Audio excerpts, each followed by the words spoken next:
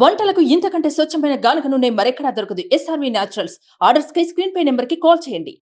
మీ ఏదో మాచర్లో TDP favour ఉన్న గ్రామాల్లో ఏదో అయిపోయింది అపోహ చేస్తా ఉన్నారు. నిజంగా టీడీపీ ఉన్న గ్రామాల్లోనే అయింది అనుకుంటే ఏదో ఒక కులానికి సంబంధించిన గ్రామాల్లో అయినాయి అని చెప్తా ఉన్నారు. మరి అలా అనుకుంటే మరి రెంటాల, కండ్లగుంట, కేపీపురం ఇవన్నీ కూడా ఈ గ్రామాలన్నింటిలో కూడా ఎదురు తిరిగి గట్టిగా నిలబడింది తెలుగుదేశం క్యాడర్ నుంచి ఉంది. కులం నుంచోవాలి అక్కడ.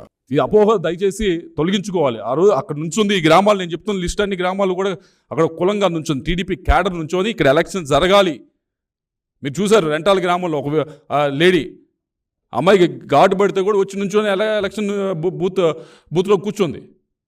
మరి దీనికి కులాన్ని ఆపాదించడం లేకపోతే ఇంకోటి చేయడం అనేది చాలా దుర్మార్గమైన విషయం. ఇది పల్నాడులో తప్పకుండా ఈసారి ఎన్నికలు అనేది నేను చేసిందో ఎంపీగానో లేకపోతే అటువే ఎమ్మెల్యేలు చేసిందో ఇది కాదు. ఈసారి పల్నాడులో ఈసారి ఎన్నికలు చేసింది పల్నాడు ప్రజలే చేశారు. పల్నాడు ప్రజల్లో ఉన్న ఆ కసిని ఆ రోజు వారు చూపించడం జరిగింది. వారు 86% దాదాపుగా ఓటు నమోదైంది అంటే ఆ రోజు వారికి ఎంత కసి ఉంది అనేది దాన్ని బట్టి అర్థమవుతుంది. ఈరోజు నేను ఈ మాట చెప్తా ఉంది ఏదో రిజల్ట్ వచ్చిందో చెప్పట్లేదు, ఎలక్షన్ రిజల్ట్ వచ్చిందో చెప్పట్లేదు. ఎలక్షన్ రిజల్ట్ రాకముందే నేను చెప్తా ఉన్నా ఎలక్షన్ రిజల్ట్ ఎటైనా వెళ్ళొచ్చు, ఎవరైనా గెలవచ్చు. అయినా కూడా నేను చెప్తా ఉన్నా, ఎలక్షన్ ముందే చెప్తా ఉన్నా. ఆ రోజు ఎలక్షన్ జరిగింది అంటే ముఖ్యంగా తెలుగుదేశం పార్టీ క్యాడర్ చేశారు ఎలక్షను. ముఖ్యంగా పల్నాడు ప్రజలు ఆ రోజు చేయడం జరిగింది. సుమన్ టీవీలో మీ పర్సనల్ అండ్ బిజినెస్ ప్రమోషన్స్ కోసం కింది నెంబర్కి కాంటాక్ట్ చేయండి.